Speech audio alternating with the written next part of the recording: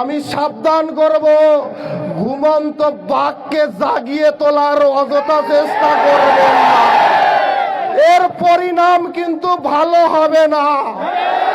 কারণ আজকের গত রাতের এক মেসেজে যদি এত লোক একত্র হতে পারে, তাহলে আমি যদি 2 দিন আগের প্রোগ্রাম দেই, তাহলে কিন্তু পালানোর পথ খুঁজে পাবেন না, পালানোর পথ খুঁজে পাবেন না।